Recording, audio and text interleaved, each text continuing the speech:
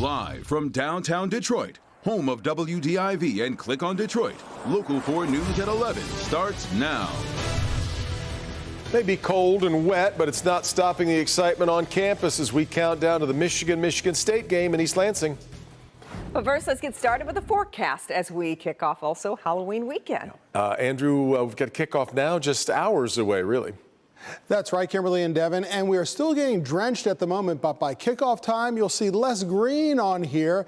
And no, not because Mother Nature favors the Wolverines over the Spartans, because it will be less rain by noontime. Out there right now, we're still getting a good soaking across Detroit and southeast Michigan, but we're seeing a few more gaps in the rainfall down here south of I-94 on the western side of Monroe County, farther up north here in parts of the Thumb, but there's still a good chance of some steady rain coming down in many communities over the next couple of hours. More moisture continues to trail in from the east, and those winds are still pretty strong and have an easterly component, pushing water on shore in many communities. We still had a lakeshore flood warning that was up in Wayne and Monroe counties, but the wind has been less than 35 miles per hour much of the evening, so those warnings for now are basically in question, more questionable than earlier this evening and this afternoon.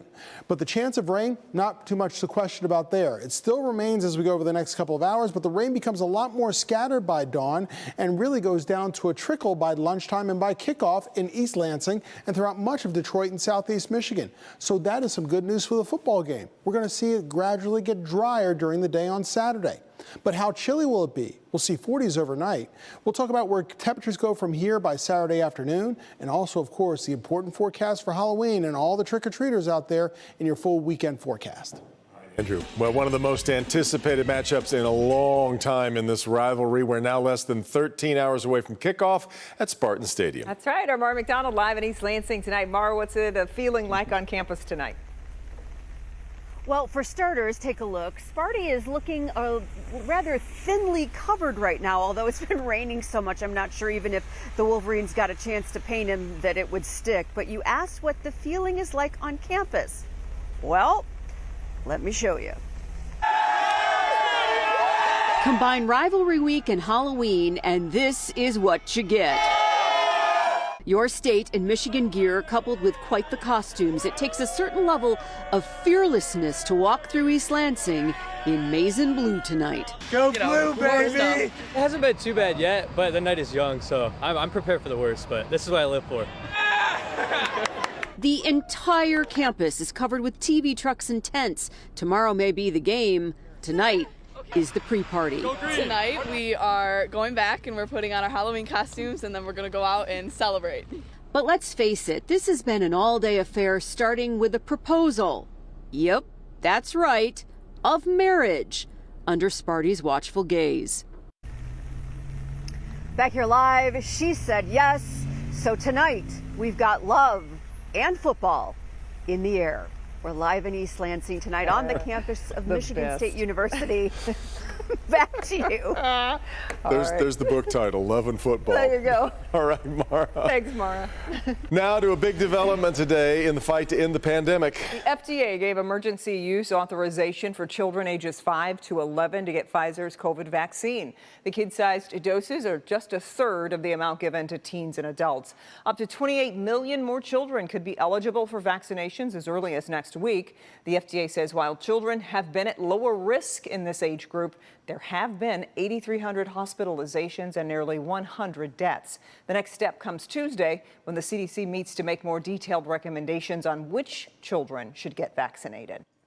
Meantime, new cases of the coronavirus are now up slightly in Michigan. Today, the state reporting 8,078 new cases. That's the two-day running total. So that means we're back up over the 4,000 mark, more than 4,000 cases per day. 122 more deaths are also being reported due to COVID-19, including 64 that come from a records review. A local community activist with a message tonight after someone breaks into his home. Larry Sproul spoke with him, and Larry, he's trying to find that burglar, but not because he wants to turn them into police, right? Yeah, good evening, Kimberly. He is looking for that man he says broke into his home, but no, not for justice. He wants to help him. The young man had broke into my house and, attempted to take some things. He didn't get much. He just got to watch. Community leader, criminal reform activist, and minister at Fellowship Chapel, Tafari Brent says this break-in happened on Thursday, and it was caught on his security camera.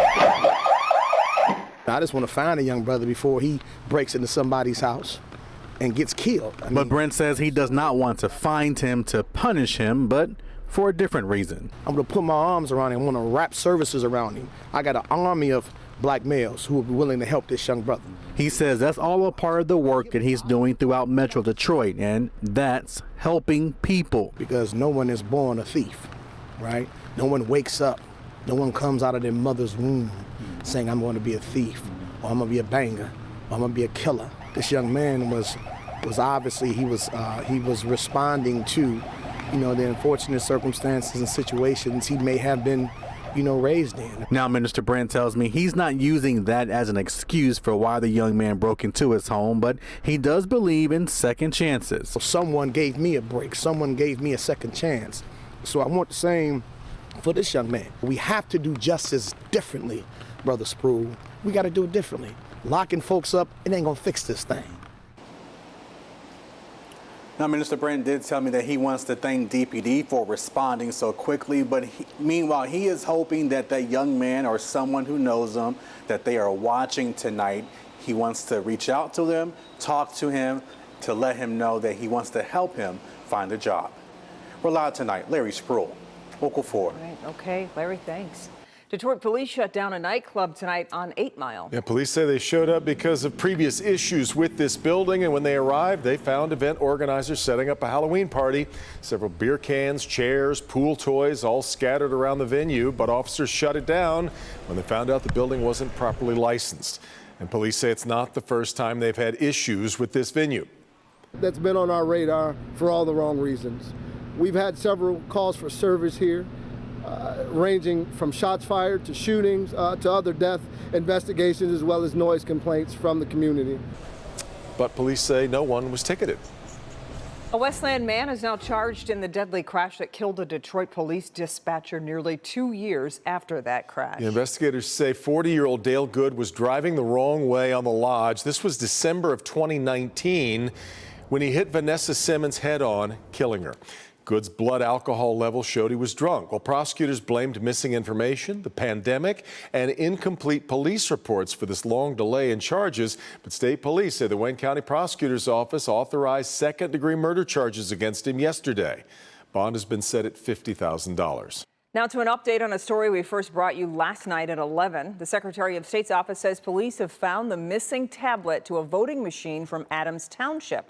Investigators are still determining if the tablet was tampered with. The tablet went missing the day after Adams Township Clerk Stephanie Scott was stripped of her election authority after refusing to allow required maintenance on the voting machines. It's unclear at this time if she was involved. Orange barrel alert for drivers this weekend on I-94 in Detroit. MDOT says they're setting new bridge beams on the Frontenac Street overpass above the freeway, and crews have already shut down westbound I-94 from Gratiot to I-75. All lanes of westbound I-94, though, expected to reopen Sunday morning at 7 a.m. All right, still ahead, a group of thieves targeting gas stations in Oakland County. The two businesses that he just hit in one night coming up. But first, he is a civil rights icon, and tonight I talk with him one-on-one. That death is not an end. Martin Luther King is more alive today. What brought Andrew Young here to Detroit and why he believes Dr. King's message is more powerful today than when he died in 1968. Stay with us.